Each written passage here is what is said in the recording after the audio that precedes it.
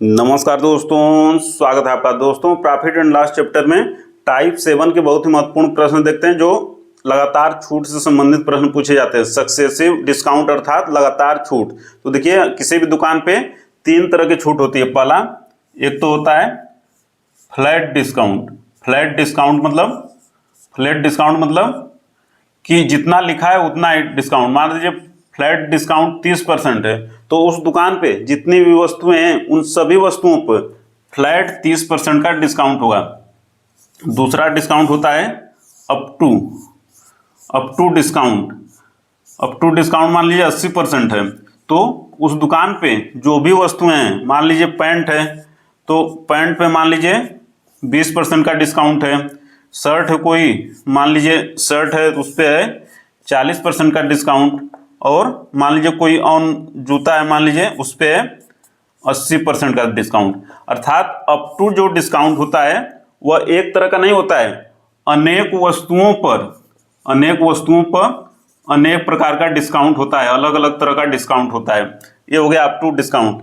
और तीसरा डिस्काउंट होता है सक्सेसिव डिस्काउंट। तीसरा होता है सक्सेसिव डिस्काउंट अर्थात लगातार छूट जो एग्जाम की दृष्टि से महत्वपूर्ण होता है। इस टाइप के प्रश्न में लगातार छूट। तो इसमें मान लीजिए कि एक ही प्रोडक्ट पे उसकी एमआरपी पे पहले 30% का डिस्काउंट है, फिर 20% का डिस्काउंट है, फिर मान लीजिए 40% का डिस्काउंट है। तो जो पहला डिस्काउंट होता है वो एमआरपी पे होता है। एमआरपी है तो पहला डिस्काउंट होगा 30%। उसके बाद जो अमाउंट आएगी, 30% काटने के बाद जो अमाउंट आएगी उस पे होगा 20%। और 20% छूट देने के बाद जो अमाउंट आएगी उस पे होगा 40%। तो एग्जाम की दृष्टि से लगातार छूट वाला प्रश्न इंपॉर्टेंट होता है।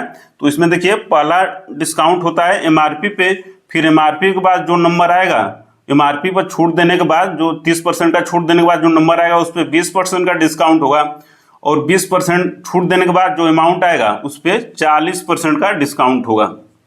इस टाइप के प्रश्न पूछे जाते हैं जो एग्जाम की दृष्टि से बहुत ही महत्वपूर्ण होते हैं। तो आइए देखते हैं पहला प्रश्न यह है कि एक दुकानदार 3 लगातार छूट देता है। एक दुकानदार 3 लगातार छूट देता है,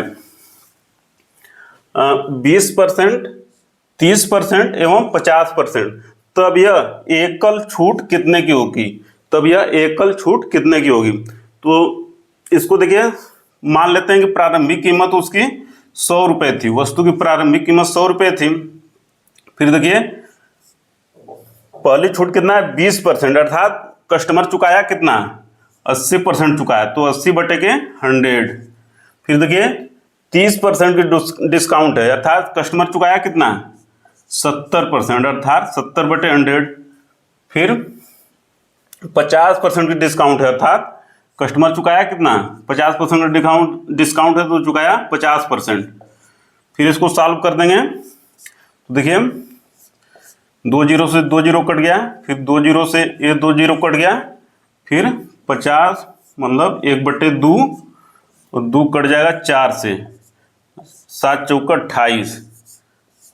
28 रुपया। प्रारंभिक कीमत देखिए, हम लोग माने थे 100 रुपये। प्रारंभिक कीमत माने थे 100 रुपये, और ये 3 लगातार छूट देने के बाद कितना चुकाया कस्टमर ने चुकाया 28 रुपये। तो छूट कितने की हो गई? 28 रुपये जब चुका ही दिया तो छूट कितना हो गई? 72 रुपये की।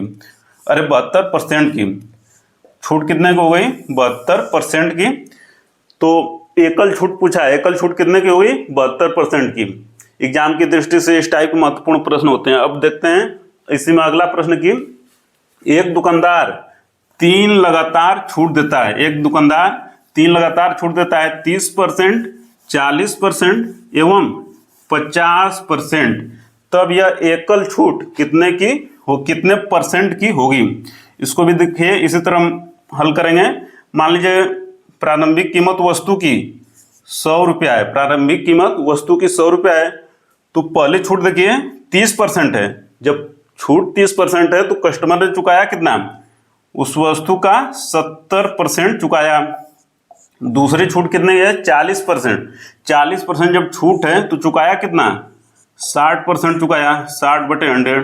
फिर देखिए 50% की तीसरी छूट है, अर्थात 50% चुकाया, अर्थात 50/100, 50/100। इसको सॉल्व कर देंगे बस। तो देखिए 1 0 से 1 0 कट गया, 1 0 से ए 0 कट गया, ए से कट गया, फिर 50 मतलब 1/2 हो जाएगा, और 2 3 6 7 3 21 रुपया। प्रारंभिक कीमत देखिए हम लोग माने थे 100 रुपये, प्रारंभिक कीमत माने थे 100 रुपये, और 3 लगातार छूट देने के बाद कस्टमर ने कितना चुकाया, 21 रुपये क्या किया कस्टमर ने चुकाया। तो कितने की छूट हो गई, छूट हो गई तब 79% की। एकल छूट कितने की हो गई, 79% की। तो ये था एग्जाम की दृष्टि से महत्वपूर्ण लगातार छूट से संबंधित प्रश्न। देखते हैं प्रॉफिट एंड लॉस में अगले चैप्टर में महत्वपूर्ण प्रश्न। तब तक सादर नमस्कार।